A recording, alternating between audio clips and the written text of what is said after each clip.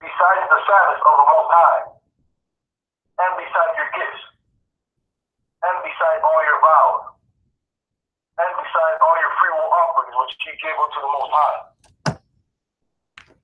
Also, in the 15th day of the 7th month, when ye have gathered in the fruit of the land, ye shall keep a feast unto the Most High 7 days. On the first day shall be a Sabbath, and on the 8th day shall be a Sabbath. And ye shall take you on the first day the wood of goodly trees, branches of palm trees. Now, I'm not stopping the brother because we normally read this and break this down almost every high holy day. I would be surprised if you did not hear this at your Passover. For everybody, if this is your first Passover, I'll be surprised if you did not hear this at the Passover. The reason why is because, like, in the world, they have day holidays like Christmas and Easter and Mother's Day. And if you do any type of research, you'll find out that these holidays are nothing more than a white man or an African or somebody's excuse to worship some pagan god. They have nothing to do with the Lord. They have nothing to do with black people. They don't have nothing to do with what they really say they all about. Like Mother's Day has nothing to do with your mama. Christmas has nothing to do with Christ, and so on and so forth. But if you look right here in Leviticus, we go through this on the high holy days. It tells us what our day is supposed to be. It tells us what the Lord wanted us to celebrate, as opposed to us celebrating all of the what it is, St. Patrick's Day and April Fool's Day and all of these other holidays that people you really just use as an excuse to get drunk and high and to sleep with people that they don't know and different things like that. What the Lord is telling us in this particular month, which is the 7th month in our calendar, being that in April right now, they saying it's the first month, but our actual New Year's is coming up. And our New Year's is what? Somebody tell me what New Year's is, or when does the New Year start for a Hebrew Israelite? Somebody tell me that.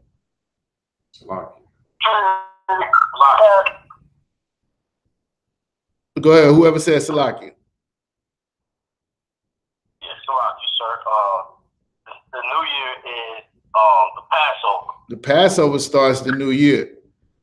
Or not necessarily, but around that time. I believe it's like the Passover would be like the 14th or 15th day or something like that. But around the New Year should be coming up soon, right? Okay, so this is talking about the 7th month. So this is going to be around the time where you got the Day of Atonement, Feast of Unleavened Bread. I believe this year is going to be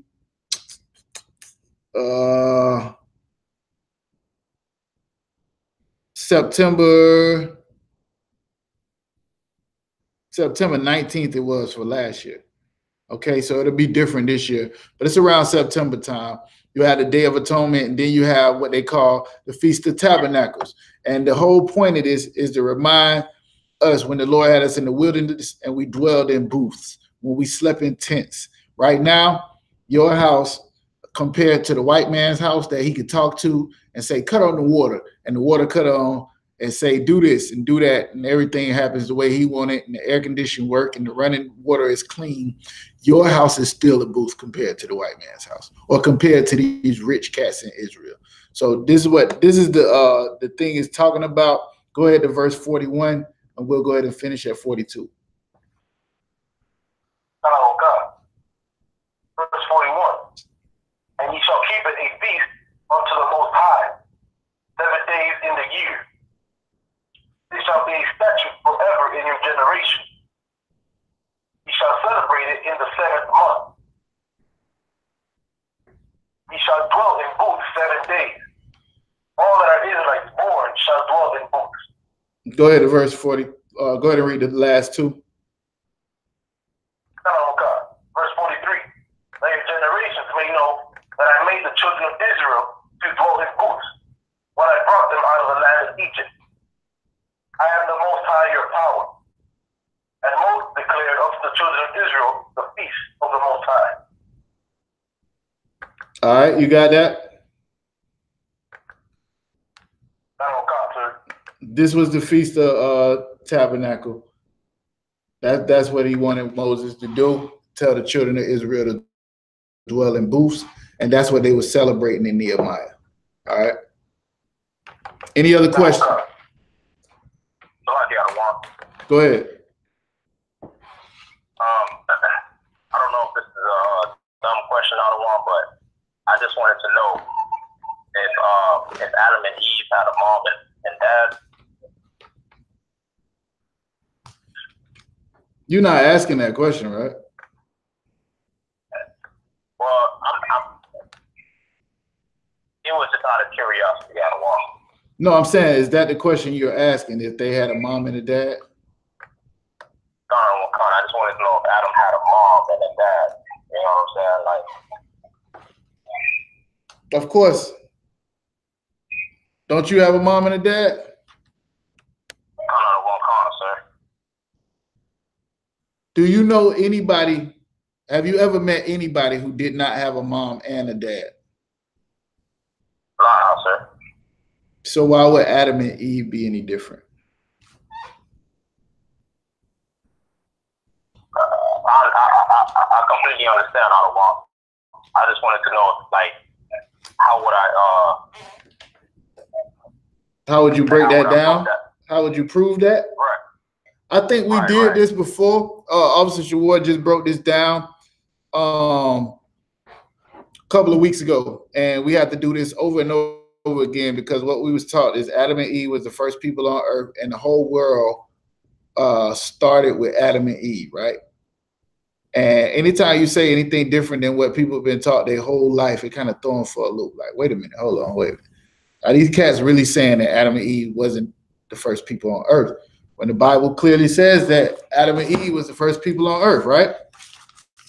In order for us to explain that Adam and Eve was not the first one, let's go to it real quick. I'm going to be real quick with it because we've already done it, all right? Genesis chapter 1. By the way, for everybody on YouTube, is the Israelite School of Universal and Practical Knowledge. We started out at 125th Street, Harlem, New York, back in 1969. Now in the commanding general, Johanna. This is the Truth 101 class, Monday nights here in 103rd Library, Duval County, Florida. I'm Precinct Officer Kazak Tamar. We also got the conference line going in. We got brothers from all over the state, sisters all over the state in here trying to learn and get this milk. All right, so brother's question was, did Adam and Eve have a mom and dad, right? All right. Go ahead and give me Genesis 1:21 real quick.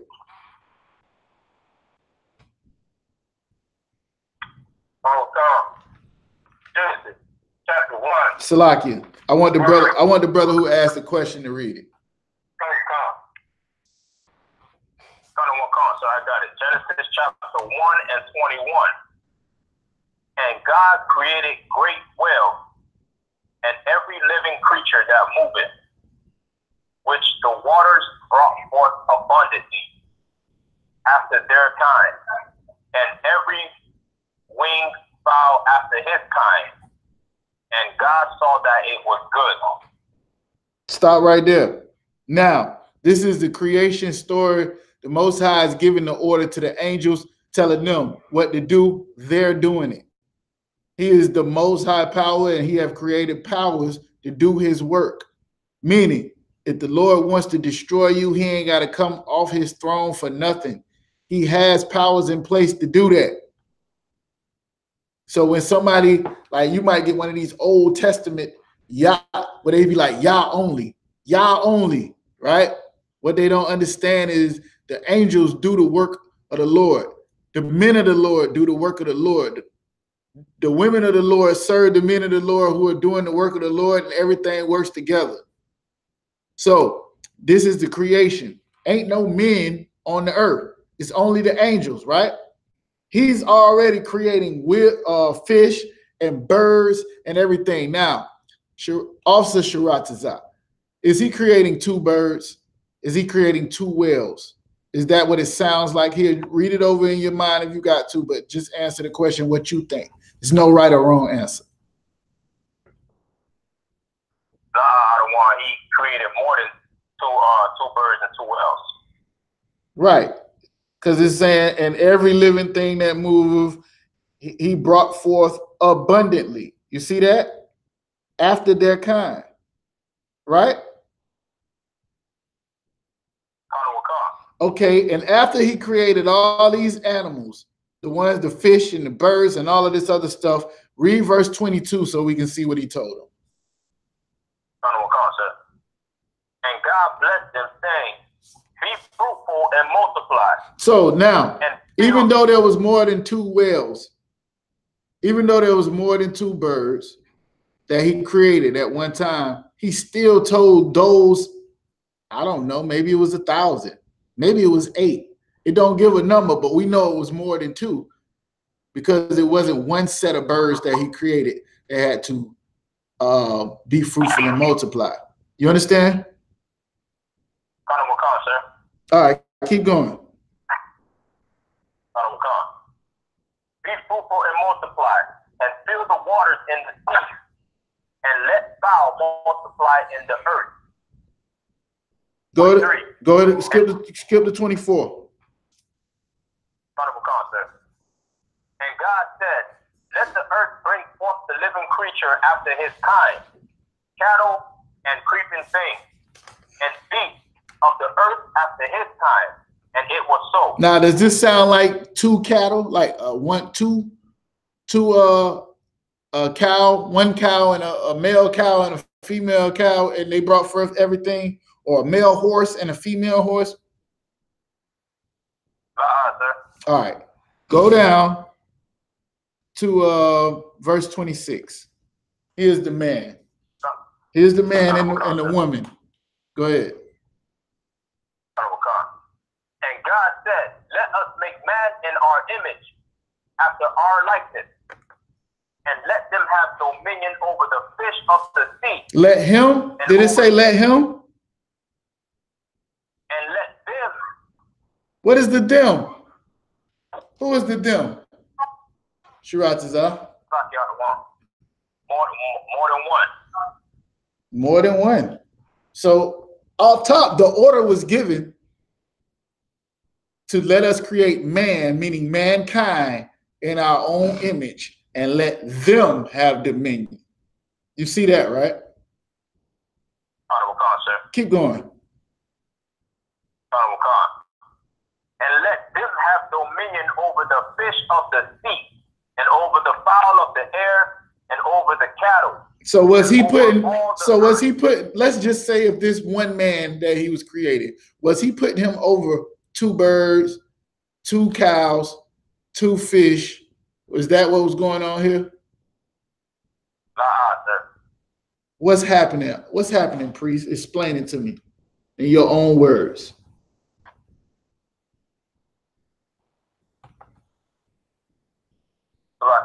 He put the men that he created, he put them over.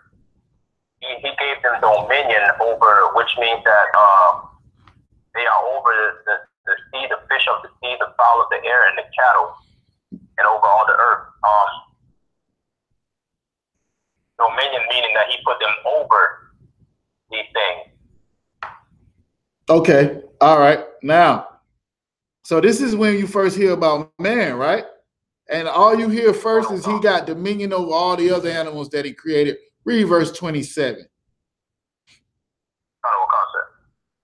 So God created man in his own image. There go Adam, right? Go ahead. Go ahead. Nah, just go ahead and read it. In the image of God created he him. Male and female created he them. There go Adam and Eve, right? Sir, that's not Adam and Eve. How do we know this is not Adam and Eve?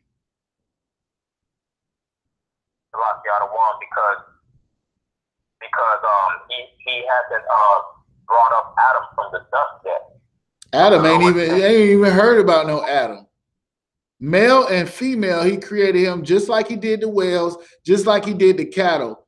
It wasn't no one man and one woman. The Lord created mankind, just like all the other animals. Everybody understand that, right? Anybody don't understand what's going on? Oh, God. Read verse 27 again so we can get it. Oh, God, sir.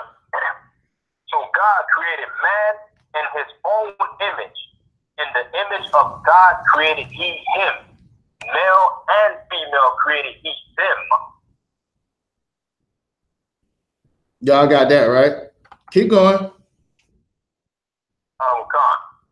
And God blessed them.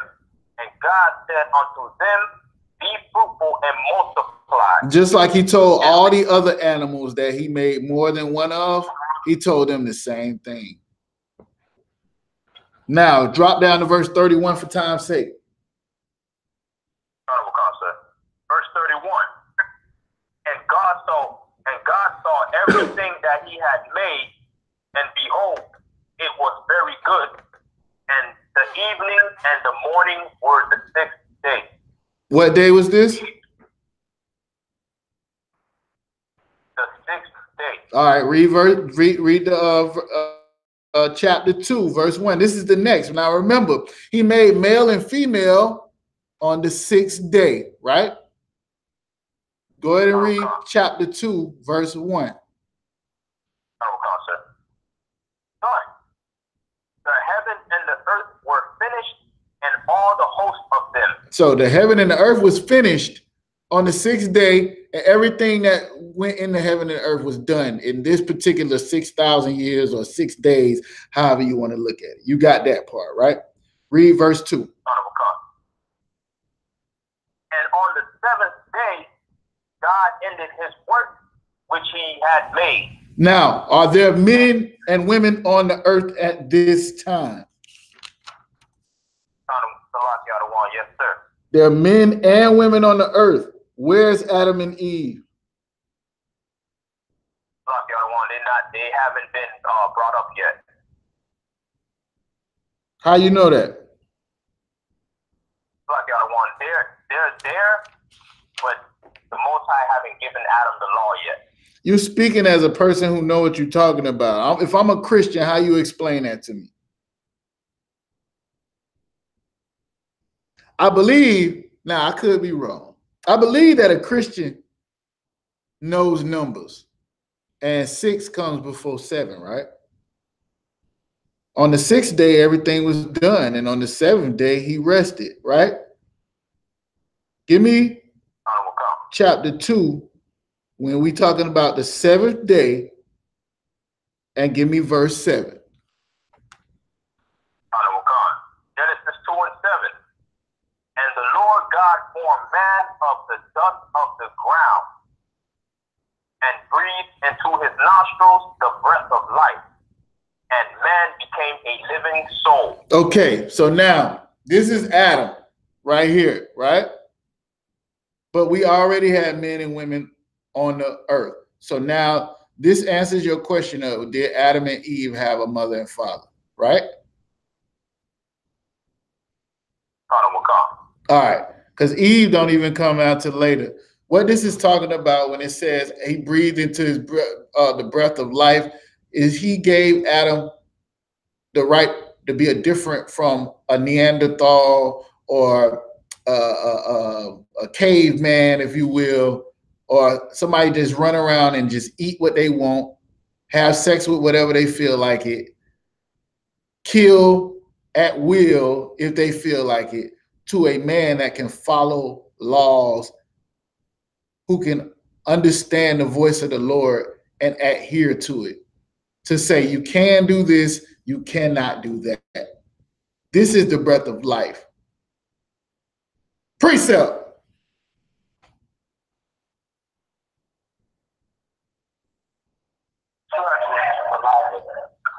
Go ahead, Officer Itazal.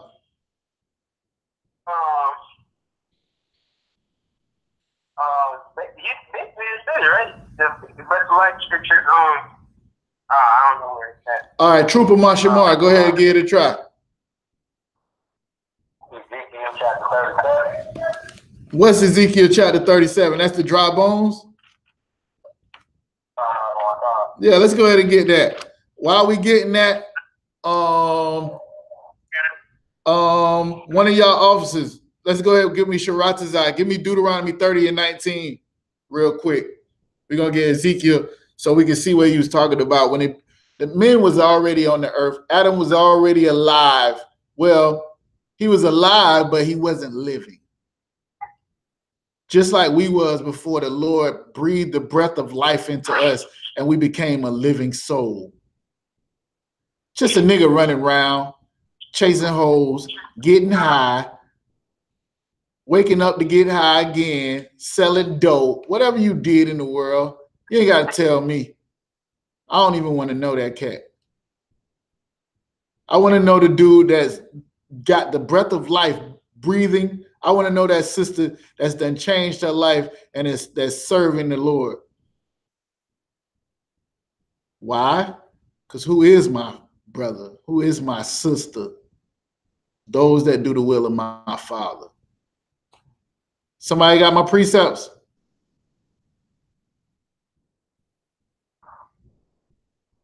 Oh, come on, one. I got Deuteronomy 30 and 19. Let's get it. Deuteronomy chapter 30 and 19. I call heaven and earth to record this day against you, that I have set before you life and death, blessing and cursing. How did he sit life and death? How did he sit life and death in front of them? Somebody tell me that. I have set before you life and death, blessing and cursing. Go ahead. When he gave Moses the law to give to the Israelites, the children of Israel. That's the breath of life. The law is the breath of life. If we ain't know no better, we'll be around here doing just like every other nation does. They eat what they want. Chinese man eat dog. White man eat pork. Everybody eat what they, but we get high blood pressure and strokes and die. They eat it as much as they want.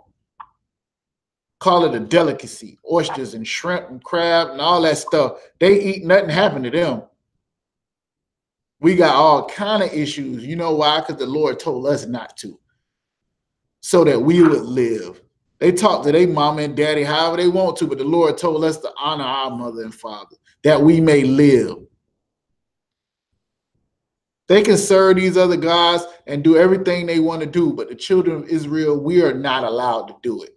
Adam wasn't allowed to do what everybody else on the planet that was already born before him was allowed to do, because the Lord gave Adam the law. This is the Lord giving Moses the law, and Moses giving it to the children of Israel. Read it again out. Sir. Deuteronomy 30 and 19. I call heaven and earth to record this day against you, that I have set before you life and death, blessing and cursing. Therefore choose life. Choose what? Thou and choose life. Choose life. Go ahead.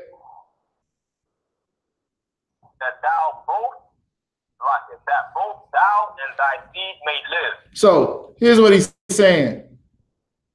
And this is what y'all all gotta know. This is very important, especially if you're in the truth, right? You can do whatever you want to do. Nobody's going to stop you except Esau if you break one of his laws. Except your woman if you up under her. Except your boss at work who can fire you because you ain't doing what they said, right?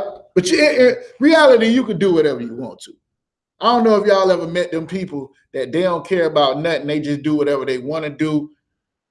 They done shot people. They sell dope. They do whatever. They sleep with niggas, old lady, whatever, right? They lawless. I don't know if y'all met people like that, but them the type of people I grew up around. And I was always a little bit different. I'm like, man, look, man, you gonna die out here. A little more cautious. In the world, maybe you could call it scary or whatever. I call it smart. Salakia. Anyways, you could do what you want to do, right? But Moses is telling you got an option. You don't have to come in here and submit yourself. If you're a brother, you don't have to come in here and listen to nobody and follow no orders or do nothing. You can go and get as high as you want and live like you want and sleep with every whore you come across if that's what you want to do. Our job is to warn you that that way leads to destruction. If you're a sister, you can be independent, be a bad bitch or whatever you want to call yourself. You don't need no man for nothing and all of that. But in the truth, we're going to tell you that your life is going to be better and more productive if you have a hedge of protection over you. Somebody who care about you that's going to tell you, nah, you don't need to do that. Nah, that ain't going to work out for you, sis. Do it this way. Do it this way, just like Adam did Eve. Y'all follow me, right? All right, so Moses saying, I done gave you life, death, blessings, and curses. You can choose whatever you want, but let me tell you something. Choose life so you and your seed can live. You can eat whatever you want to eat. I'm telling you, eat what the Lord say eat so you and your children can live. You and your people can be better off than our great-grandma and them that was dying at 36 and 40 and 50 from high blood pressure and diabetes and all of this.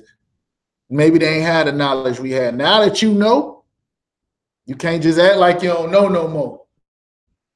It's a precept for that too. We'll get that, brother. Give me the Ezekiel precept real quick. Go ahead, Itazar. Dealing with somebody at camp or one-on-one or whatever, and we wanted to prove, okay, let's say they asked, okay, is there free will? Would this be a good precept to prove that, like, okay, there's a such thing as free will, like you can choose to do what you want, like you just said, you can choose to eat whatever you want to eat, but you're choosing death. You know what I'm saying? If you choose to do what the Lord says, and you choose life. To be honest with you, when you got a person like that, the best thing to do is to be practical, right? Free will, right? Let's say I wanted to walk outside and jump over this library. Can I do it?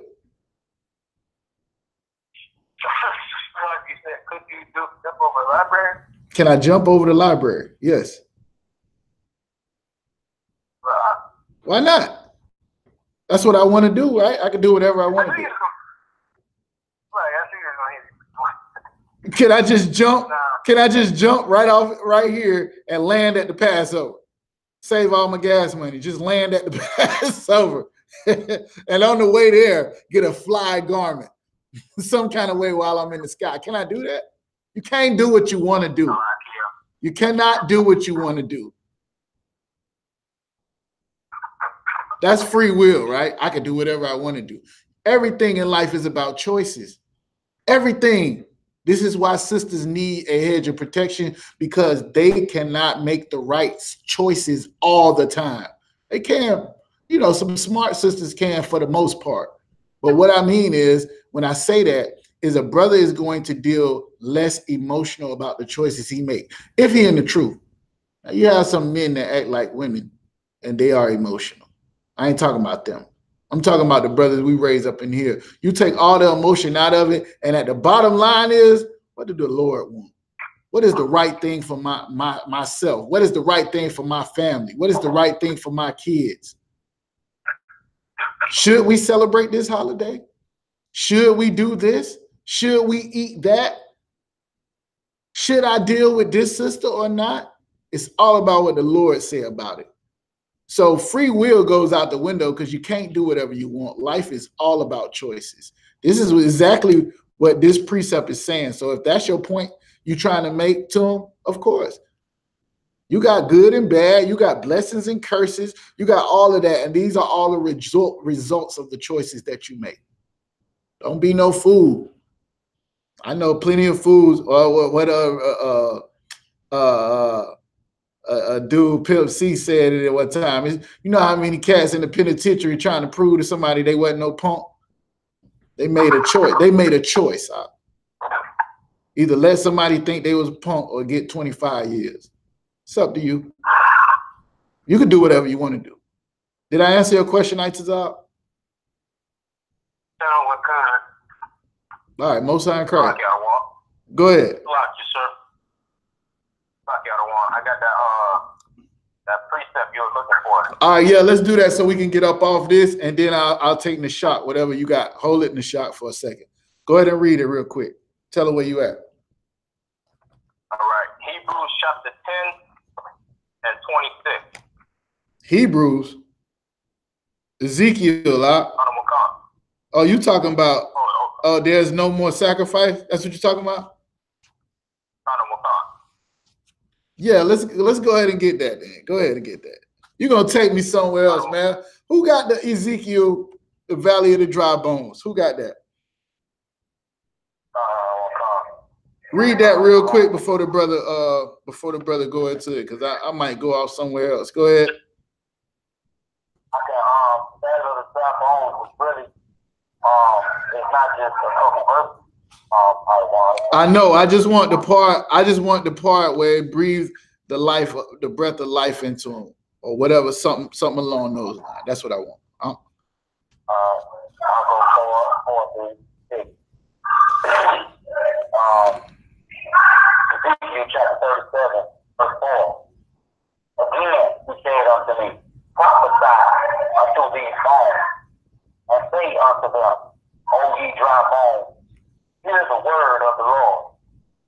Thus saith the Lord God unto these bones, behold, I will cause breath to enter into you, and you shall live. And I will lay sinews upon you, and bring up flesh upon you, and cover you with skin, and put breath in you, and you shall live, and you shall know that I am the Lord. All right. So what he's talking about, he's telling him to prophesy. He's having a vision. And the Lord is asking him, can these bones live? And he's like, I don't know. And basically what the Lord is saying, that this is a metaphor for Israel, right? We are dead without the law, statutes, and commandments. We are no better than any other people on this earth. No better. We know better than the Chinese man. We know better than the white man. We know better than the Hamites. All of this stuff we talk about by these other nations, the only thing that makes us better is the Lord chose us and gave us his law, statutes, and commandments. That's it. Without the Lord choosing us, we just like everybody else. But the Lord choosing us makes us his chosen people. The Lord giving us these law, statutes, and commandments make other nations look at us and say that we're a great nation. This is the reason why he's using it, because he has put this life into us. And now that's going to raise us from the dead. We ain't going to be walking around like all of the people that came before Adam, but we will be separate because we have these laws, statutes, and commandments. So he's saying the same thing, prophesy to these bones, and I will breathe the breath of life in them, which is the law, statutes, and commandments, and they will rise up and be a exceeding great army. So if y'all not familiar with that, you can go get that in Ezekiel 37. I ain't going to spend too much time on it. I'm sure you heard it before. The point I was trying to make is that life, the breath of life that he was breathing into them, is the words of the Most High. And without those, you dead. You walking dead. You ain't no better than any other fool that's out here. You know what I'm saying? Y'all see it. I don't know how it is in y'all city, but watch the news tonight. All you're going to see is dead people. And the only thing that's going to separate you is you clinging on to the men of the Lord and becoming a part of this body. And you know what I'm saying, latching on to the men that's trying to raise up this nation up under Christ and do the will of the Lord, because everything else is going to die. Go ahead, Nashak. So like you, sir. Yeah, I just had the precept of who is my mother and who is my brother. Oh yeah, I don't need that unless somebody ain't got it. Anybody in here don't understand why I said that? Y'all know if my mama called me right now, she gotta wait. Y'all know that? I don't know what call, sir. Okay. Y'all know if my rib called me right now, she gotta wait. My son, they gotta wait. Why? Why do they gotta wait? Ain't they important? Don't I love my mama? Don't I love my kids? Don't I love my rib? Why they gotta wait? Sir. Let me get the young man on it real quick. Go ahead, Keith. Seek first the kingdom, right? Not only that, see, y'all ain't familiar. The brother already tried to bring out the precept. All right. In this world, you have your family, and then you got your family. Christian don't understand that. You got your family, and you go ahead and read it in the shop. You already there. Let's go ahead and get it. Start me from where it say, thy mother and thy brothers seek to speak with you, or something like that.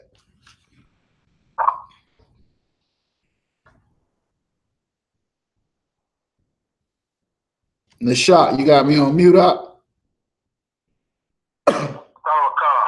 Go ahead. Rock you, sir. Rock you, sir. Go ahead. Matthew chapter 12, verse 47.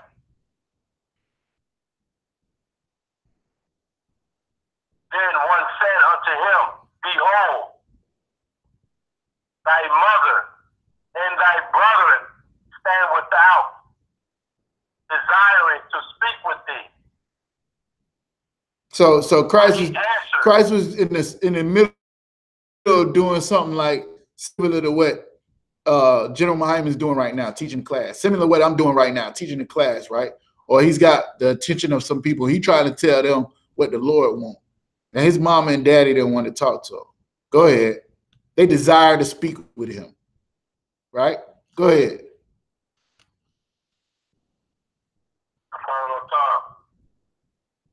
But he answered and said unto him that told him, Who is my mother? And who is my brother? And he stretched forth his hand toward his disciples. Towards who? And said, Towards who? Towards his disciples. Towards his disciples.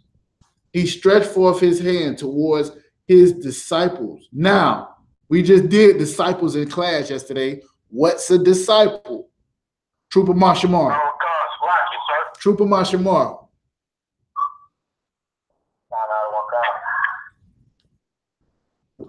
What's a disciple? A follower. What else? You said that yesterday. You're right. A student, a follower towards those people that he was teaching, right? He stretched forth his hand. All right. Officer in the shop. Continue on. And he stretched forth his hand towards his disciples and said, Behold, my mother and my brethren, for whosoever shall do the will of my Father which is in heaven, the same is my brother and my sister and my mother. Let me tell y'all something real quick, just in case y'all don't know. When the moment y'all said, I want to learn the truth, I desire to understand what the Lord would have for me in my life, y'all became more important than any other people on the earth to me. I love my brother to death. He ain't in this class trying to learn how to change his life. I love my mama to death. She's not in this class. Y'all understand that? The spirit of the Lord will have to be on you for you to even be here, because you could be smoking some weed. You could be with some hoes. You could be doing something fun, but y'all desiring to learn. The Lord is with y'all, man. As long as y'all don't fall out this truth. As long as you got it. Now, once you learn, though, it's a big responsibility to come with that, because you can't just go act like you don't know what you know. Give me my precept, Sharatazah. Oh, y'all don't think I be on it, huh? Go ahead. Go ahead. I do this for a living. Go ahead, Hebrews, Hebrews chapter 10 and 26. Give all the Christians that's gonna look this up on YouTube a second to get there. Hebrews chapter 10, 26. I know your pastor ain't never took you here, so I want everybody who ain't never seen it, who got a Bible, to go, and I want y'all to read it with them. Hebrews chapter 10, right? The reason why we going here is like, because now if you come in here and you learn the truth, right? If you learn that there's one body that the Lord is dealing with, and the Lord chose men to do his will in this earth, just like he had those angels doing his will in creation. Once he gave Adam the breath of life, and then he gave it to Noah, and then he gave it to Moses, and then he gave it back, and then we brought it back into earth through Yahushua and explained it, the spirit behind it, and everything back to the men in 1969 who came up and brought back this truth into the earth, all the way down to commanding General Yohana, all the way down to the newest officer that just became. Now, once you know this truth, you can't be no drug dealer no more. You can't be no whore no more. You can't do none of that and do like Christians do and go and sin every day of the week and then go into the church and put it on Jesus on Sunday. No, you know this and you learn this so you can change your life and become what the Lord has for you. Don't be no fool. Go ahead, I'll read it. Tell them where you at one more time before you read it. That's right, out of one. Hebrews chapter 10, verse 26. For if we sin willfully, after that we have received the knowledge of the truth. It says, so if we sin willfully, meaning like, you know how the brother was asking, do we have free will? If it's your will to continue to sin after you have the knowledge of the truth, read. Son of God, there remaineth no more sacrifice for sin. There remaineth no more sacrifice. Christ sacrificed his life so that you will have another chance to please the Lord. So you'll have another chance to come from up under these curses, to get up out that ghetto, that barrio, get up off that reservation, for you to stop serving dope boys, for you to stop serving Esau, and to come back into a kingdom that we're going to reign in under Christ. All you got to do is get on board. Now, once you know this, and you still want to go sell dope, and you still want to sleep with 15 different men, if you a sister, you still want to deal with all types of manner of evil, once you know the truth, you can't put that on Christ no more. Jesus ain't die for that. And the words how it was taught to me, once you know the truth and you come into it, you know the law ain't done away with, and you continue to do the same thing, you basically pissing on everything Christ did for us. You killing them all over again every time you want a ham sandwich.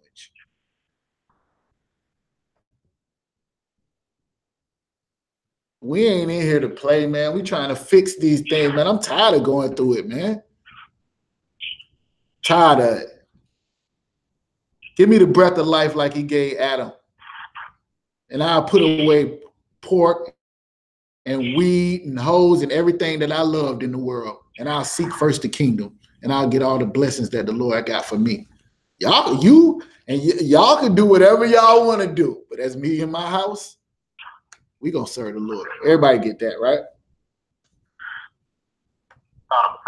All right. Next question. Anybody got any questions?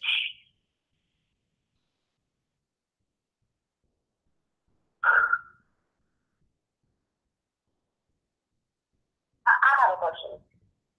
All right. What's your name, sis? My name is Ariana. All right. Go ahead, Ariana. So I've had the information presented to me over and over and over again. But I didn't really believe it at first. And it took us a while to program it, but I guess it wasn't till these curses and these things and that speak about us in the Bible that really started to play out into my life. And so I'm starting all over again. Okay. And if you don't mind me asking, where did you learn this from the first time when you was learning it? I learned it from my husband. Okay, your husband is in the school. He's in the. No, he's not in the school. Okay, he knows he's an Israelite. Yes. Okay, all right. So you learned from your husband. You didn't really believe it. Now you're having it presented to you again, and you understand that the curses. Okay, so what's your question?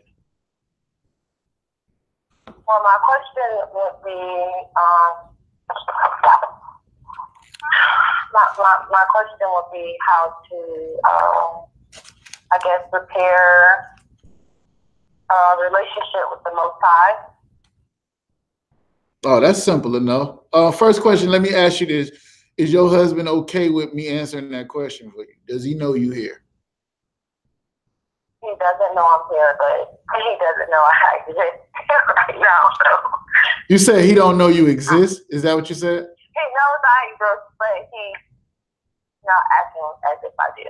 Okay. All right. So you're just trying to learn and you don't feel like you're getting the guidance you need. That's why you're here. Yes. All right. All right. So I just want to make sure I don't disrespect the brother by answering your question. That's all. All right. Okay. And let me make sure I understand your question. Your question is, how do you come back to or redeem yourself to the Most High? Is that what you're asking? Yes. Okay. Yes. All right. All right.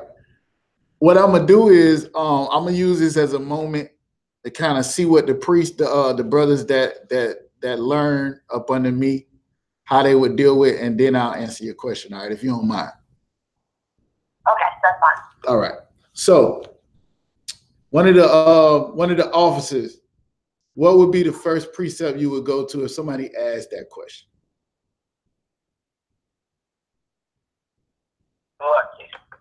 Go ahead. Okay, I would go to Deuteronomy chapter 28, verse 1 and 15. Okay. All right, you go ahead and grab that. Anybody else? Somebody else give me something else.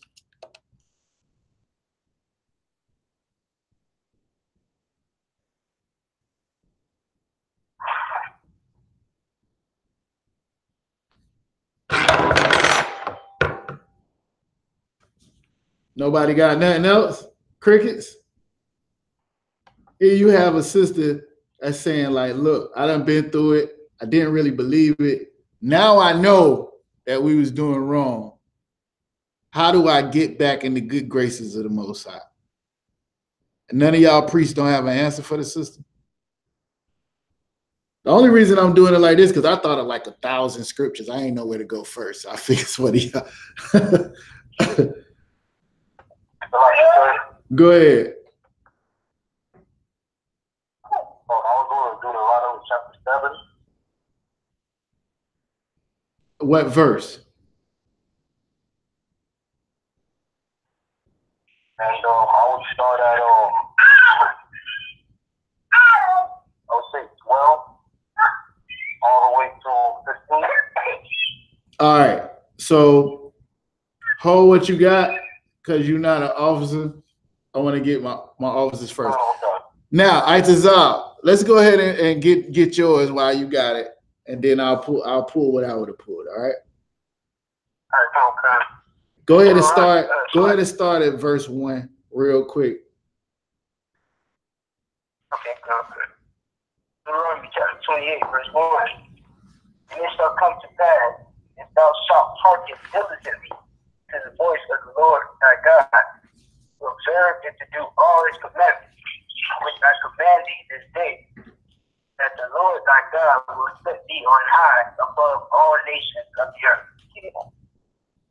All right, so this is what the Lord told us from the beginning. If we did what he said, he would put us on high above all nations on the earth. Now, you said verse 15. Go to verse 15. Okay. Verse 15. But it shall come to will not hearken unto the voice of the Lord thy God, to observe and to do all his commandments and his statutes, which I command thee this day, that all these curses shall come upon thee and overtake thee. Okay, so the sister said she heard the curses, and that was what correlated her to understand that this was the truth. But her question was, how does she redeem herself back to the Most High to get in his good graces, right?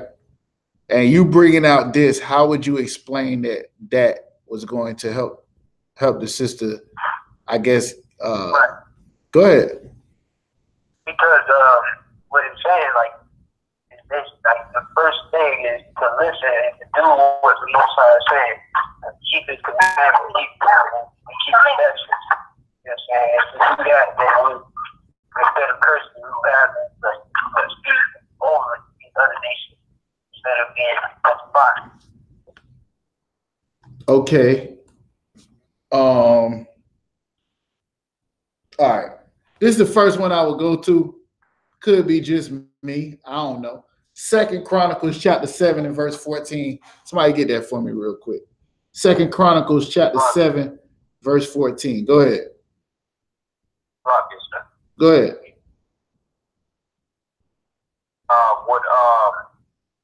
Would James 4:17 be a good precept? Go ahead and let me get it.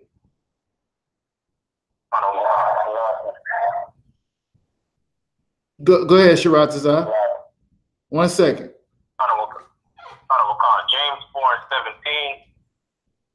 It reads, therefore to him that knoweth to do good and doeth it not, to him it is sin.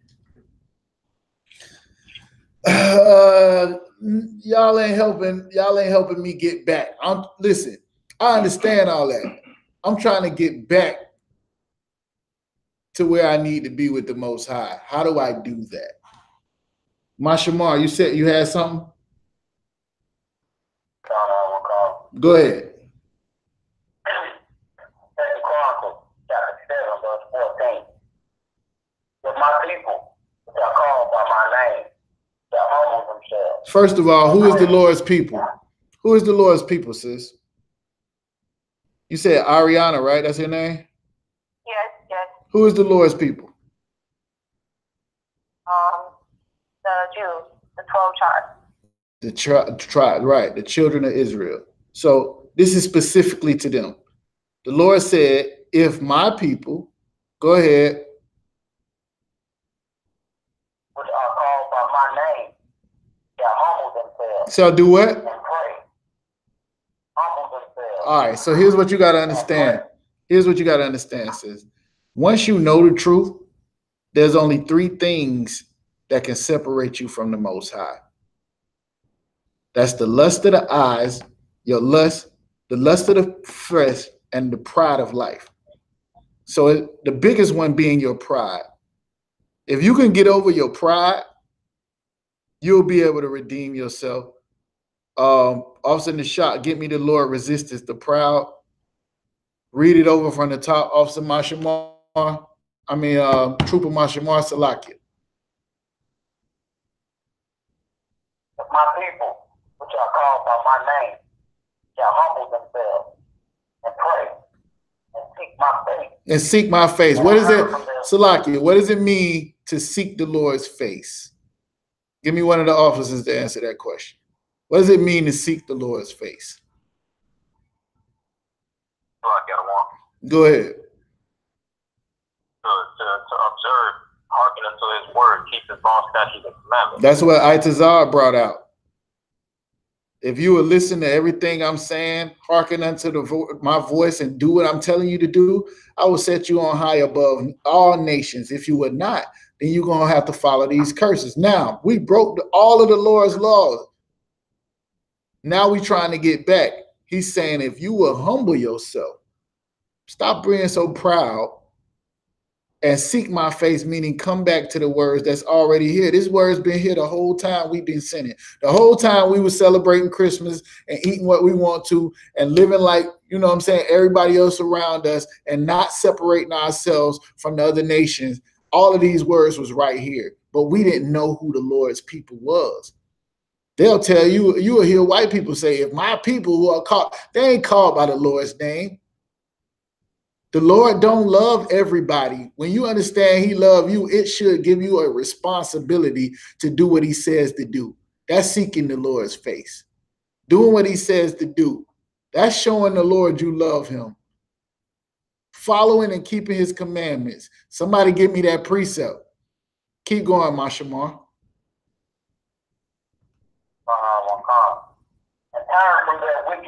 And do what? And do, hold on. What was that last part? What was that last part out? And turn from their wicked ways. Listen, it's a bunch of Christians every single Sunday. They go in and say, you know what? I love the Lord. I want to change my life and all of this, but they don't turn from what they was doing. They don't stop it. The best way to show the Lord that you're sorry for what you did is to change. Change your life. It's real simple. I tell the brothers and sisters in this class all the time, everything that I used to do in the world is still fun. It's still good. It's still nice. Hell, I stopped smoking a couple years ago. I believe they got something probably 1,000 times stronger than what the hell I had. There's women standing on their head on YouTube. You know what I'm saying? Like, the sin is only getting stronger. I'll never do it again. I changed. You understand that? Sis, you understand what I'm saying, right? Yes. Yeah, I understand. I'm not doing it no more. I'm doing what the Lord said do, regardless. Who cares about what I want? I want what the Lord wants. Turn from your wicked ways. Keep going. Then will I hear from heaven. That's when the Lord gonna hear you. The scriptures say the Lord don't hear a sinner's prayer. You praying, but you going out and you doing everything, every manner of evil against the Lord, and you expect him to hear you when you saying you sorry. He ain't. You know what he want? He want action. The Lord want action. That's all. Just stop breaking the laws and change your life, and the Lord will be merciful. Now give me Isaiah 45, just so you know I ain't lying. Somebody else got my scripture I asked for? I asked for like 2 or 3 precepts. Go ahead. 1 John 2 and 3. Let's get it. 1 John 2 and 3. And hereby we do know him. And hereby we do know that we know him if we keep his commandments. There's plenty of people say all the time, I love the Lord and I love Jesus and all of this other stuff, and he know my heart. Well, hereby, this is the way that we know that if you know him, or if you really sorry, or if you really want to serve the Lord. Read it. If we keep his commandments. If we do what he say. If he do what he say, how do your children prove that they love you? How does your woman prove that she loves you, brother? How do you prove that you love your King Yahushua? We keep his commandments. How did Yahushua prove he loved the Most High? He did what he said. That's what made him so great. The Lord did the miracles. Christ told you himself, I can't do nothing unless he do it. The miracles ain't the reason why we serve Yahushua. The reason we serve him is because he was the best example of how to please the Lord. And this is how you know if somebody loves the Lord, if they keep his commandments. That's how you know if somebody's sorry for what they did. Because they'll say, even though I love doing this, the Lord said I can't do it. Even though I love white women, if the Lord said I don't want to, I can't deal with them, I'm not doing it. Even though I love this, I'm not doing it. This is what Christ did when he was going to die. He's like, I don't want to die for these cats. They the ones who calling for my head. Nevertheless, not my will, but yours. That's it. You give up your own will and you serve the Lord. That's how you prove to him you're sorry. That's how you redeem yourself. Somebody else got Isaiah 45 and 17?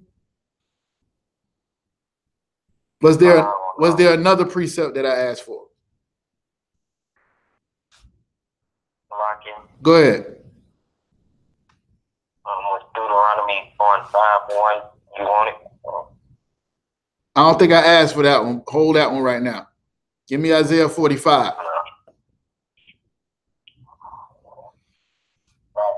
Go ahead. Isaiah 45:17. But Israel shall be saved in the Lord. Everlasting salvation. This says what? Hold on, wait. It says what? It says Kazak gonna be saved, right? But Israel shall be saved. Mashemar? In the Most High. Mashemar is gonna be saved. Israel. Commanding General Yohanan is gonna be saved. But Israel shall be saved. Sis, who is Israel? Who is Israel?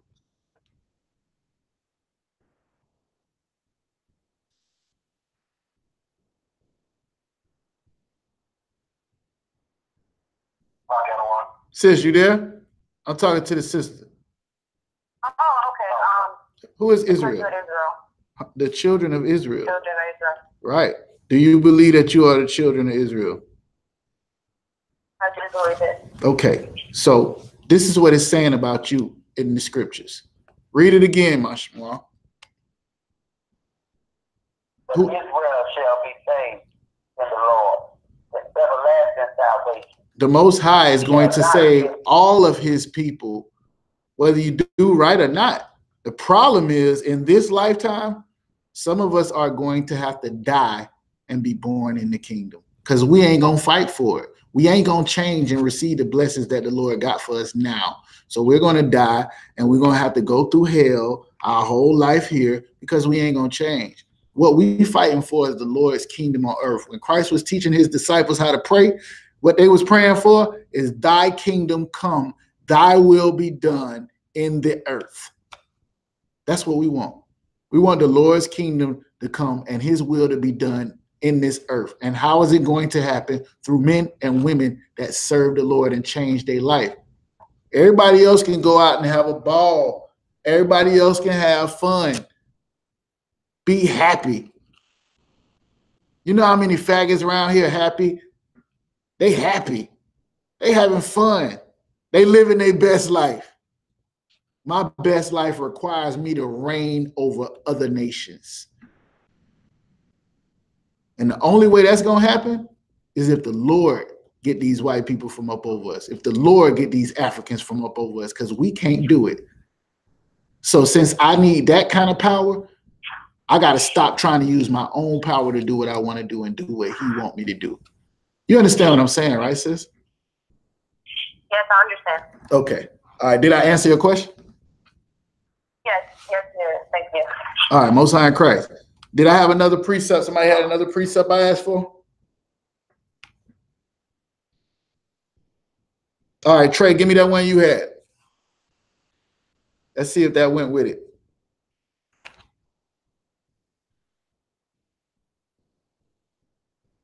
That was Trey, right? Somebody said he had Deuteronomy chapter 4.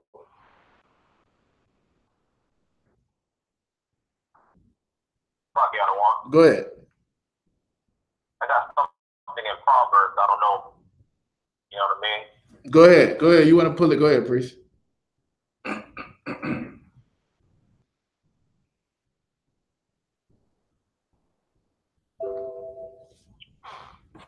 got Proverbs chapter 21 and 16.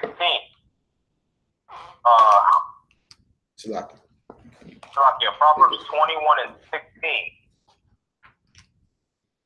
The man that wandereth out of the way of understanding shall remain in the congregation of the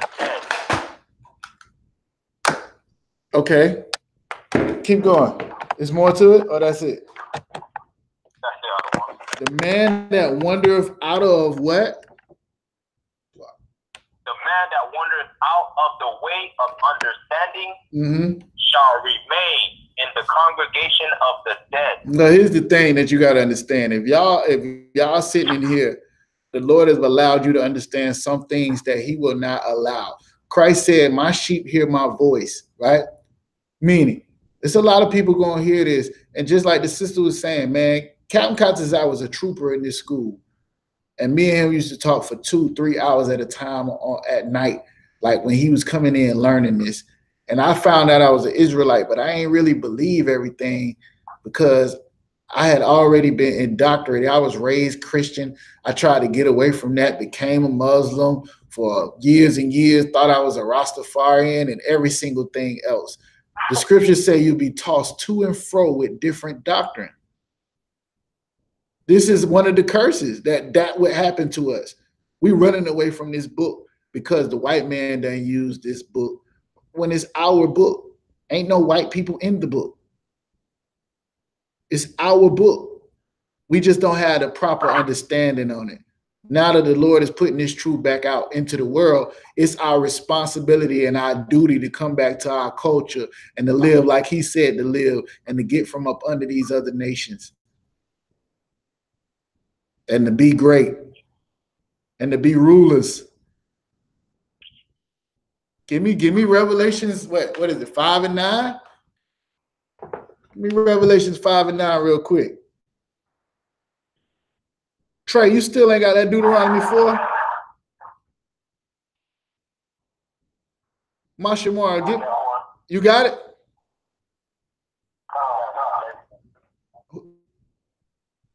Okay, before we get to Revelation, somebody got the Deuteronomy 4? We're talking about the scripture, the commandments. Go ahead, go ahead, Trey. Deuteronomy 4 and 4. You scared me for a minute. I thought you fell out the truth, huh?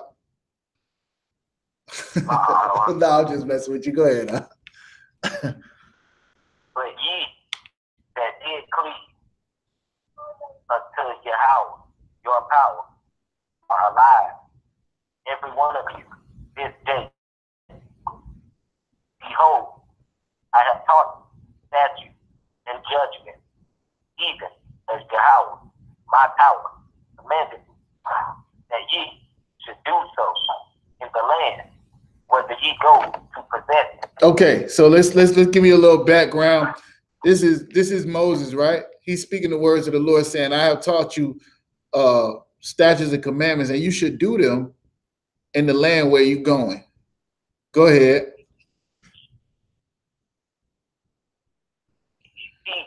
Therefore, and do them. For this, your wisdom and your understanding in the sight of the nation. Okay, so now stop right here. In America, we taught that you smart. If you can learn the white man's laws, if you can learn the white man's science, if you can learn the things that he teaches you in school, you are wise, you are smart. Well, what we learn in the truth is it's something way more important going on. You can have the dumbest nigga on the planet, and if he can keep these laws, statutes, and commandments, the most high power, the creator of heaven and earth, will be with him. And you and all your smartness will not exceed what he will accomplish in this lifetime. The scriptures say the wisdom of this world is foolishness to the Lord. He take the wise and confound them. The white man that used all of this science to come up with these nuclear bombs and all of this, and guess what? It's going to be the same thing that's going to kill him. All of his knowledge and wisdom is going to be the same thing that's going to destroy his kingdom. Meanwhile, our scriptures told us if we would learn how to live like this, meaning we treat each other the way the Lord say treat each other, we do what the Bible said to do and live according to these laws, this will be our wisdom to the other nations. Keep going. Which shall hear all these things and say, surely this great nation is a wise and understanding people. Yeah, you wonder why they ain't saying that about black people right now. Why are we on the bottom? Why are we strung out on drugs? Why we gotta sell dope to our own people to pay the light bill? Why our sister gotta sell that box to pay the phone bill, the rent, and to feed the kids? Why we gotta pimp out our women instead of building them up? They ain't calling us a great nation right now. Why? Because we left the wisdom that the Lord gave us. We're not living by it. We're living like fools. And we thinking that's going to come up. You know how many cats I know that was strong back in the 90s, strong in the 2000s. Now they not. All it took was one false move to jam them up and destroy everything that they thought they was building by getting it outside of doing the will of the Lord. Anything that you gain by doing the will of the Lord is something that you're going to be sustainable for the rest of your life. And even after. You could pass this down to your kids without worrying about whether Esau going to take it. But we don't have that wisdom because we want to be like the other nations. We want to be Scarface and John Gotti. We want to be all of these white men that they showed you, American Hustle. We want to be that. They not finna let you be that, nigga. They finna give you 1,000 years out. They gonna shoot you down in the streets. You want to know how to win? Take this wisdom that's in this book. And the other nations will look at you and say, surely this is a great nation. Keep reading. For what nation? There, so great, who have the power, so not unto them as Yahweh. What? Because no nation don't have no God that stick to them as close as our power, the Most High power, Yahweh in the Hebrew, the Lord in the English is what it says. Go ahead.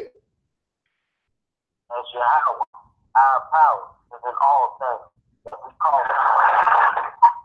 All right, somebody got Revelation? Nah, we good with that. Give me Revelations 5 and 9. You got it, Yamayan? Come. Nice and strong, Hebrew. Revelations chapter 5, verse 9. And they sung a new song, saying, Thou art worthy to take the book and to open the seals thereof. For thou wast slain and hast redeemed us to power by the blood out of every kindred and tongue. Stop right there. Read it again. Come. Revelations chapter 5, verse 9. And they sung a new song. Can y'all hear the brother? All right. And they sung a new song saying, keep going. Come. Thou art worthy to take the book and to open the seals thereof. This is a revelation that John is having, a vision that John is having. And he was trying to find out who was worthy to open this book. Let's say it was the book of life, the book of these blessings that the Lord was going to bestow upon us. And it wasn't nobody. Now they found somebody. And he's worthy to take this book and open this book. Keep going. Come. For thou was slain. Because he was slain, because he gave his life for the Lord's people, which is what we asking you to do in the truth. I no longer chase my own desires and my dreams and all the aspirations I had because the things I wanted was so simple. All I wanted to do was be a rapper and smoke good weed. That's all I wanted to do in life. I would have been fine. Buy me a Cadillac, sit on some 28s or something like that. I'd have been cool. I never thought about rulership, being kings and queens. Who thinks about that?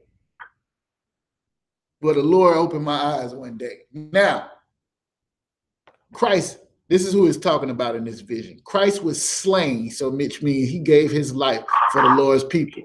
So he's able to open the book. What else did he do? And has redeemed us to God by the blood out of every kindred. Now, when you used to sin back in the Old Testament, you had to bring some type of sacrifice in order to be redeemed. The sister asked the question about being redeemed and coming back to the Lord. Well, you got to have some type of blood because the life is in the blood. It says that in Leviticus. Somebody give me Leviticus chapter 17 and 11 real quick. Real quick. This is the reason why we don't eat raw meat. I want to bring this out real quick. And the whole way you at, Yamayan. You got it? Somebody got it? Go ahead. So whoever got it, read it. You can go to verse 10 if you got it first. I ain't looking at it. Let me see. Leviticus chapter 17 and 10. And whatsoever man there be of the house of Israel. Nah, go ahead to verse 11. Don't worry about it. Oh, no. Go ahead. You're right. Go ahead to verse 10. Salaki. Leviticus 17 and 10. And whatsoever man there be of the house of Israel, or of the strangers that sojourn among you, that eateth any manner of blood, I will even set my face against that soul that eateth blood, and will cut him off from among his people. So now, it's certain things in the Bible that if you do, you'll be cut off from among Israel. You will not be considered the Lord's people no more. Eating blood is one of them. Knowingly sleeping with a woman who's on her cycle is one of them. Serving other gods is one of them. Not going to the Passover is one of them, etc., etc. I know we ain't know. I know we served other gods in Christmas and Easter and all this, and we ain't know. Now you know. Remember that Hebrews and 10 that we went to now. It ain't no more sacrifice. Now you know. But this is why the blood is important. You had to bring a blood to the altar, right? Go to verse 11. Oh God, Leviticus 17 and 11. For the life of the flesh is in the blood, and I have given it to you upon the altar to make an atonement for your souls. For it is the blood that maketh an atonement for the soul. So you had these people back in the days, they used to just go and say, I'm sorry, Lord, I'll never do it again. You know, like Christians do every Sunday, right? But the Lord required that you give something up. Something had to die because of sin. Because sin, the wages of sin is death. Y'all follow me? This is why Christ, instead of us dying as a nation, took that punishment for us and gave his own life. Back to Revelations chapter 5. Where you was at? Verse 9? Come on. Start over. Come on. Revelations chapter 5, verse 9. And they sung a new song, saying, Thou art worthy to take the book and to open the seals thereof. For thou wast slain, and hast redeemed us to God by the blood out of every kindred and tongue. And he redeemed us back to the Father. So we ain't got to do nothing as far as sacrificing and all of that stuff. Christ gave his life to redeem us back to the Father. What we got to do is do what Christ did. Be Jesus, nigga. Give your life for the Lord's people. Sacrifice your own desires for what the Lord wants. That's what you got to do in order to redeem yourself. You're already redeemed if you're going to follow the king. Follow the king that the Lord put over you. And if it's a man, you got to follow that man. Sorry, sis. You got to serve a nigga while a nigga serves Christ, while Christ serves the Most High. It's rank and order. Your kids got to serve you. That's how it goes. If anybody need the scriptures on it, I got them. I ain't just talking. I don't say my own words. But Christ has redeemed us out of every kindred and tongue. You thought you was African American. You thought you was this. You thought you was that. But you really an Israelite. And Christ done redeemed you with his blood out of every kindred and tongue. Keep going. And people and nation. Verse 10. And has made us unto our God kings and priests. And has made us unto our God kings and priests. Keep going. And we shall reign on the earth. And we shall reign where? On the earth. Where's heaven? On the earth. We shall reign on the earth. This is what we're trying to do. Brothers and sisters, Akim and Akwathim. This is what we're trying to do. We're trying to gain back our culture. We're trying to provoke the Lord to come get this white man foot off our neck. We're trying to provoke the Lord to us not. We want to serve the Lord so we can stop having to serve Donald Trump. We want to serve the Lord so we can stop serving that white man that we work for, or whatever other nation that we work for, that we slave for. Somebody ain't got their phone on mute. Who is that? Go ahead and put your phone. Make sure Everybody double check. Make sure your phone on mute. So I can. Go ahead, I just had 1 Corinthians 11:3. I know you had quoted it. I just had it if you need it. What's that? What's that? But I would have you know that the head of every man is Christ, and the head of the woman is the man, and the head of Christ is the power. Everything is done in structure and rank and order. The problem with us is we out of order. The men don't want to follow Christ. The women don't want to follow the man. We out of order. And you try to put that structure back and everybody look at you like you crazy. Why? The Lord said it's supposed to be like that. Read it again, huh? Since you wanted to go there, Trey. Go ahead. Let's do it. 1 Corinthians 11:3. But I would have you know that the head of every man is Christ. The head of every man is Christ. Brother, you are not in control of your own life. If you want to be on the Lord's side, you must submit yourself to Christ. That's my king. That's my Ottawa. That's who tells me what to do. That's who I follow. That's who I serve, Christ. I don't serve my mama. I don't serve my woman. I don't serve Donald Trump. I serve Christ. That's my king. That's my head. And the head, what? Keep going. And the head of the woman is the man. Sis, if you got a man, that's your king. That's your Ottawa. That's your head. That's who you serve. Not your homegirls. Not yourself, not the white man at your job, your head. Who is your man? If you don't got one, you better get one. Somebody get me where the possession is spoiled. Where there is no protection, the possession is spoiled. Somebody get me that real quick. But I have you know that Christ is the head of every man, and the man is the head of the woman. Keep going.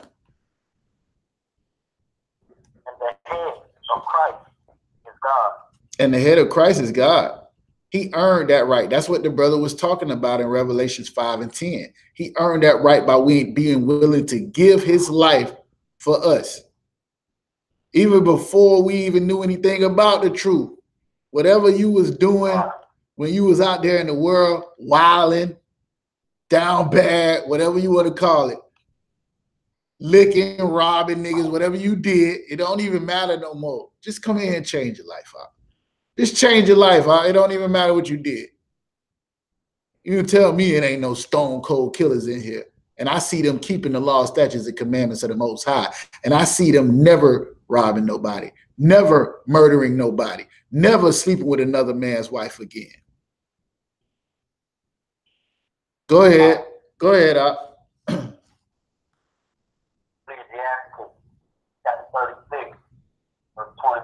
Ecclesiasticus in the Bible. Give me the one where it says possession first.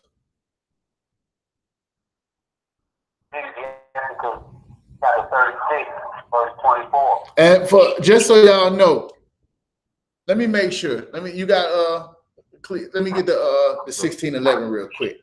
I want to go here. I believe it's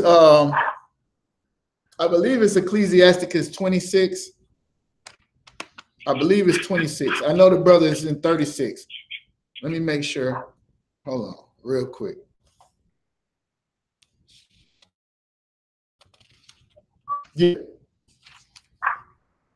Yeah. Ecclesiasticus 26, right? Officer Nishak, I think he was asking me about some things about a woman, right? I randomly will send my rib Ecclesiasticus 26 just for no reason in the world. Just read it, please. Just read it. Ecclesiasticus 26 says, any sister, if you want to get your game together, you want to be on point, you want to know how to be a virtuous woman, you want to be what a man of the Lord really, a woman of the Lord, that a man of the Lord really needs. Read Ecclesiasticus 26, That's just throwing that out there. All right. Now let's go to 36 where the brother's at. Go ahead and read it out. Tell them where you at again. Salaki. I wanted to make sure I got that out.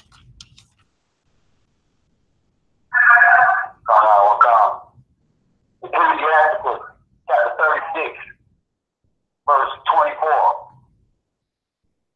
He that getteth a wife beginneth a possession. He that getteth a wife beginneth a possession. He that getteth a wife beginneth a possession.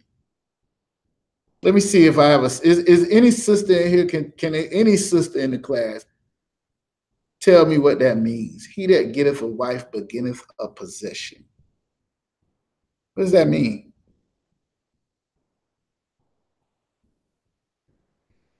Crickets. No sweat, sis. I got you. Don't worry. Don't put nobody on the spot. He that getteth a wife beginneth a possession. What this means is when you are born, I know this kind of crazy because we born in America and half people daddy ain't around. When you are born, you are your father's possession. You are your father's possession. He owns you. He tells you what to do. You do it. He protects you. He guides you. He teaches you. You belong to him. In Israelite culture, when a man wants to marry a woman, he goes to her father and asks, can he marry that woman? He don't just go and take that woman from her father. I know we done got out of that, but I'm just telling y'all how it's supposed to be. This is why it's talking about. The reason why is because if I marry you, you ain't gonna be cooking for your daddy no more. You ain't gonna be doing what daddy tell you no more. You got a new daddy. You gotta do what this daddy tell you. Everybody follow me. All right. This is what it means. He that getteth a wife gaineth for possession. This is the point. Now, brothers, we got to take care of our possessions.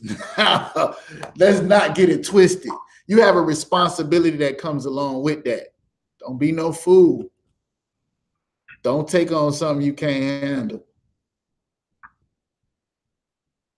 Keep reading up. He that getteth a wife beginneth a possession, a help like unto himself, and a pillar of rest. A help like unto himself, and a pillar of rest. This is what brothers that serving the Lord. No, we get enough hell from the white man. We get enough hell from the people at our job. We get enough hell from the police shooting us down in the streets. Every other nation trying to oppress the black man, Hispanic man, and Native American. We got enough hell coming from all sides.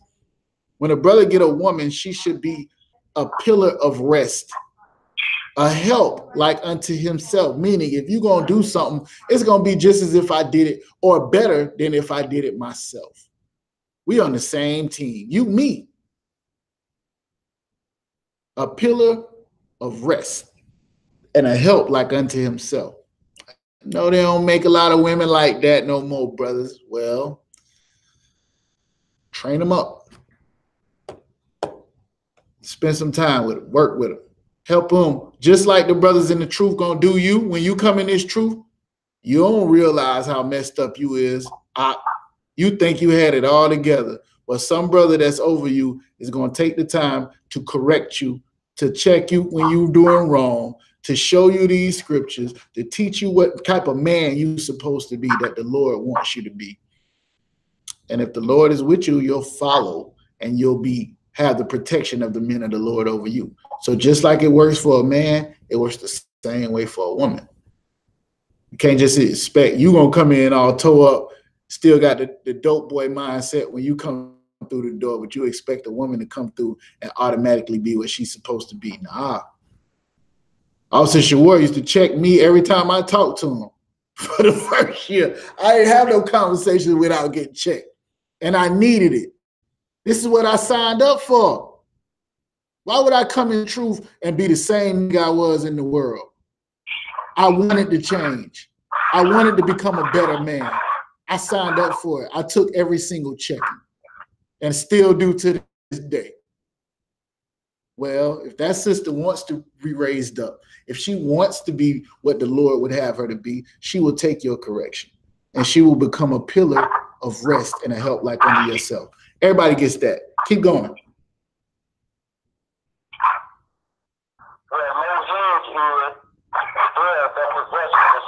Well, you're a little muffled. You're a little muffled. I want that nice and clear. What does that say? Back up from the phone a little bit or something.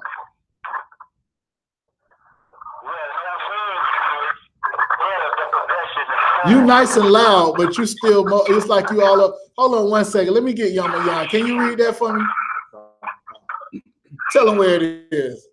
Ecclesiasticus chapter 36, verse 25. Now we talking about this woman who's became a man possession, which is a very virtuous and righteous thing for a sister to do. Go ahead. Where no hedge is, there the possession is spoiled. Where there is no hedge, and the possession is spoiled. Just imagine you got, I don't know, a pot of gold. You got a pot of gold, right? And that gold belongs to somebody.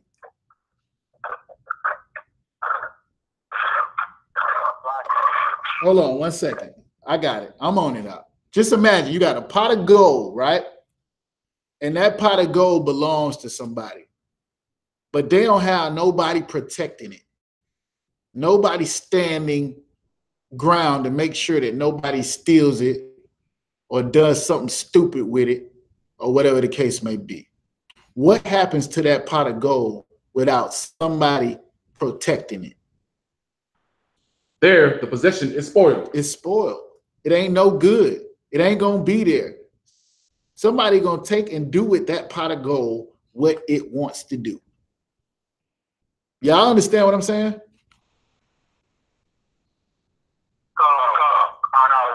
Anybody don't understand what I'm saying?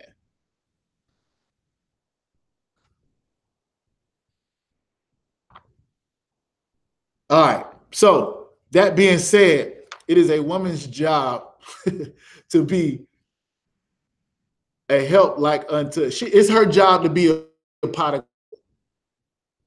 Be that, sis. Brothers, it's your job to protect that pot of gold. Everybody get that, right?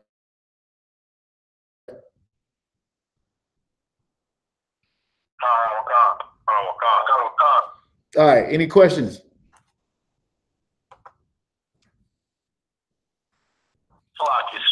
Go ahead. It's not a question, but it was more of a thought. Like the whole time, like all this, the whole breakdown you was going through, it just kept bringing me back to like the beginning when we brought up like what's a disciple? Like a disciple is, you know, the definition of a disciple is like somebody who is like in the same mind frame. So your rib should be in the same mind frame as you, and you should be in the same mind frame as Christ. Absolutely. Now, that's a hard job. Scripture says, out of 1,000 men, I found one. Out of 1,000 women, I found none.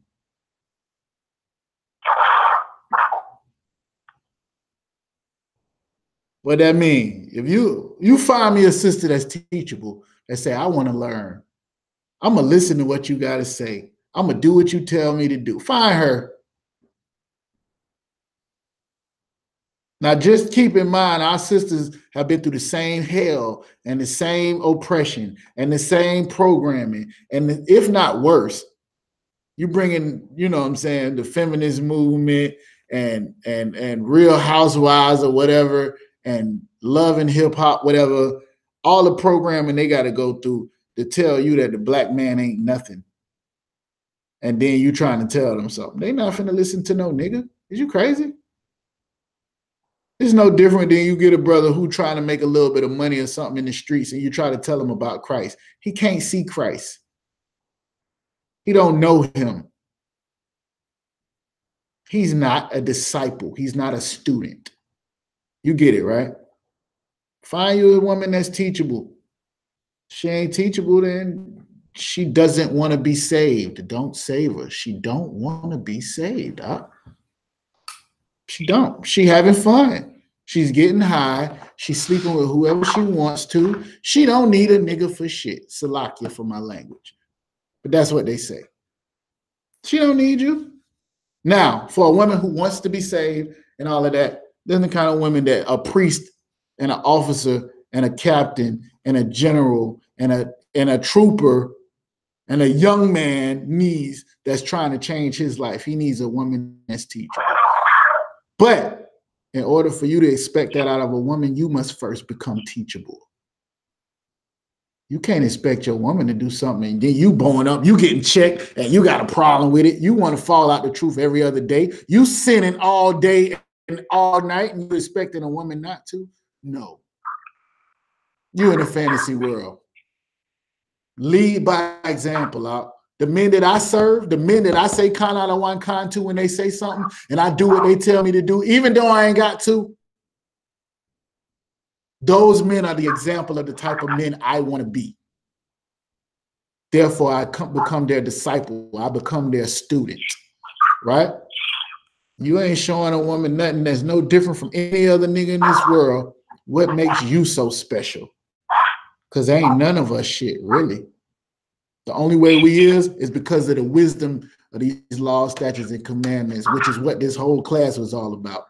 The wisdom and the breath of life that the Lord breathed in you and brought you up out of whatever hole you was in.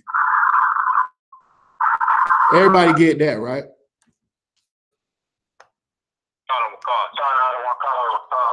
All right. Any other questions? Go ahead. Yeah, no, so like I'm thinking to myself, like, the flip side of that is what the scriptures say, that 7 women should take hold of one man in that day. Can we get that scripture in 1 minute? Because I gotta get out of here, but I want to get that scripture because I was thinking about that scripture. But I was trying not to go there. I was trying not to go there. I got it, Ottawan. Let's get it. Tell them where you at real quick. Come on, sir. Isaiah chapter 4 and verse 1. And in that day, 7 women shall take hold of one man. It's gonna come a time where 7 women gonna want to take hold of one man. Keep going. The library is now saying, the library is now closed. We will eat our own bread and wear our own apparel. We're gonna feed ourselves and we're gonna buy our own clothes. Keep going. Only let us be called by thy name. Just let us be called by your name. Just let us be your possession. Just let us be known to be with you. You know why? Because if they know that I'm Nishak's wife, they know I ain't no hoe. They know I ain't out here getting high and doing all of this other stuff. They know I'm not doing nothing against the Lord because Nishak don't play that. You know, if I'm Christ, then I belong to Christ, then I ain't out here doing with all these other niggas because Christ don't play that, right? That's how these women are going to be saying. Just let us be called by thy name. And what will that do for them women? We'll keep reading.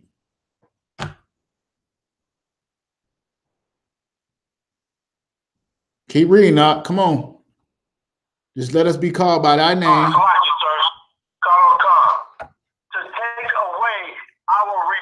To take away us being just like every other disgusting whore out here. We better than them. A priest, a man of the Lord has chose me.